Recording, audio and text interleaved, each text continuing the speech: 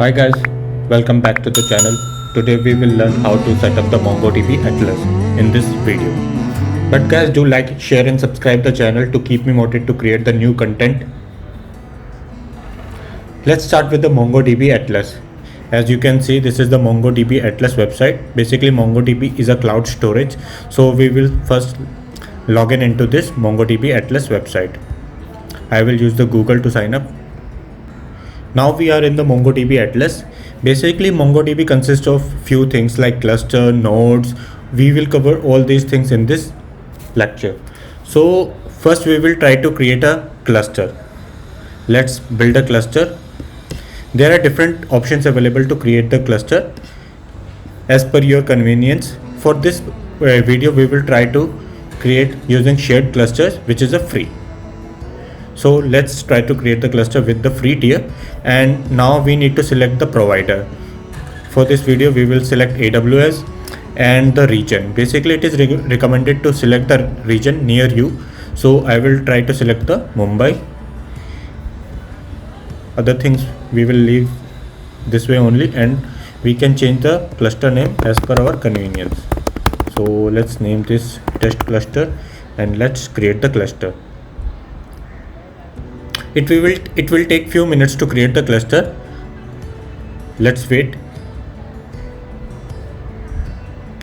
Or we can set up other things until the cluster is being created. There are two other things we need to set up while accessing the MongoDB. First is database access and second is network access. Let's first go to the database access. Database access, basically we need to create the users who can access this cluster or other cluster. Basically we need to create the users. So and define the permissions, who can access the cluster with the write access, who can access with the read and write access, and who can only use read access. Let's create a user.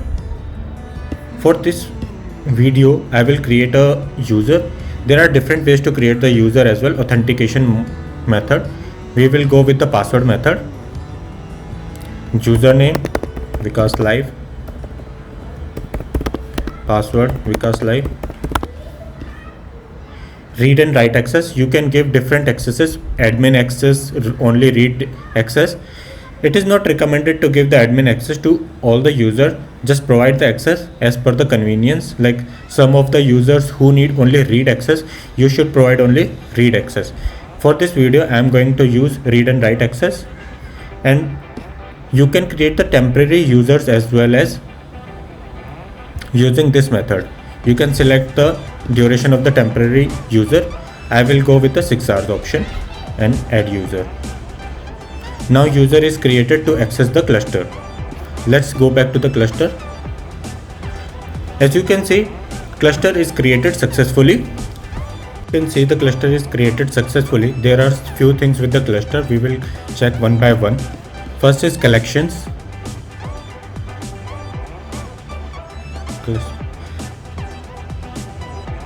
As you can see, currently the collections are blank, zero databases and zero collection. So we will need some data to play with collections and cluster. So Atlas provides some sample data set. Let's try to load the sample data set. Sample data set is of 350 MB. Let's load this sample data set. And it will take few minutes to load this sample data set. Until the sample data set is being loaded, let's check another option, network access. Basically network access is the access from where you want to access this cluster database. So there are different ways to provide the access. You can provide the access to the IP. Let's add the IP address. By clicking on add current IP address, you will provide the access to your local system. Now your local IP address is added to it. You can provide the access on a temporary basis. 6 hours, 1 day, we will use 6 hours and confirm. As you can see, our current IP address is added in the network accesses, so we can use this cluster from our local system. The other way is to add the IP address 0.0.0/0. You can access this cluster from any system. Now let's go back to the clusters.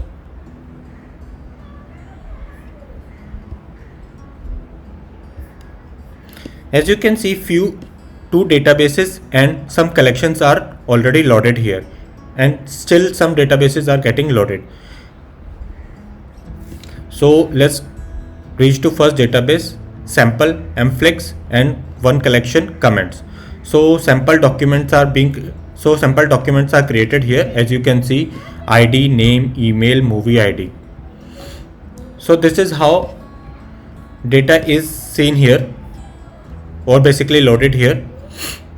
So there are different ways to access these databases clusters. Let's see.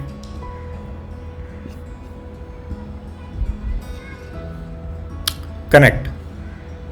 As you can see, there are different ways to connect. If you want to connect this cluster via application, this is the connection string you need to connect to this cluster. This is the sample code provided by the Atlas team.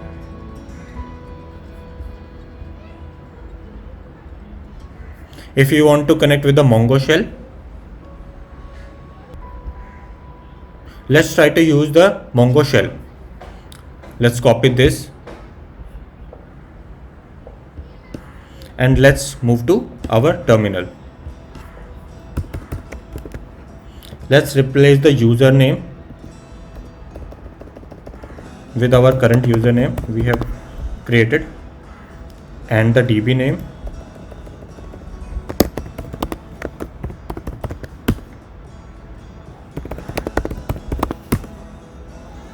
As you can see, we are in the MongoDB cluster we have created.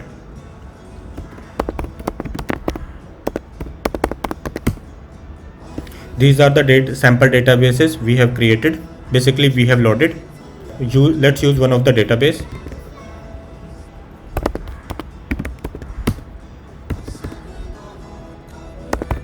Let's see the collections. These are the collections. Let's try to use one of them.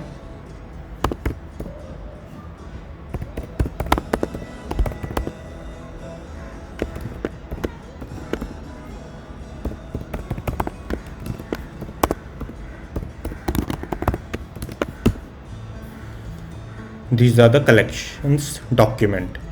As you can see here, for one document, underscore ID, plot, genres, runtime, cast of the movies, poster, release date, rated, awards.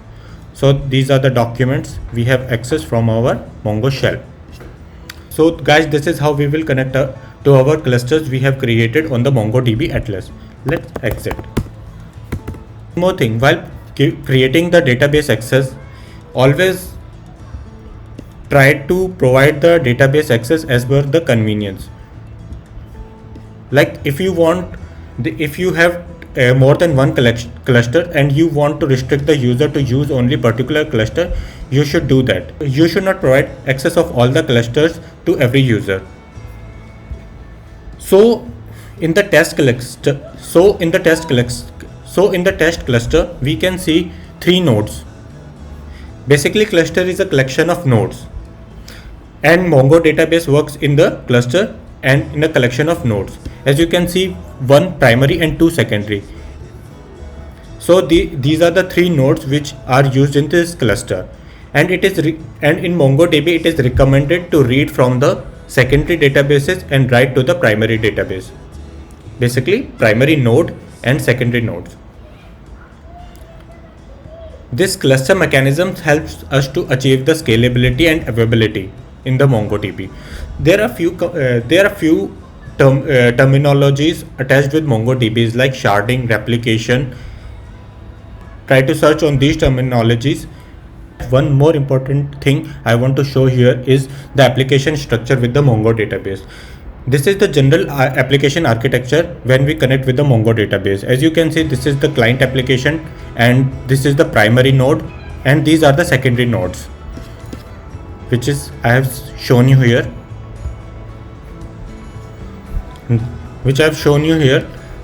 Primary, secondary and secondary. So this is the recommended architecture while using the MongoDB. All the write queries should be gone to the primary node, and all the read queries should be gone to the secondary nodes. That's all from my side. Thank you for watching the video. Please do like, share and subscribe.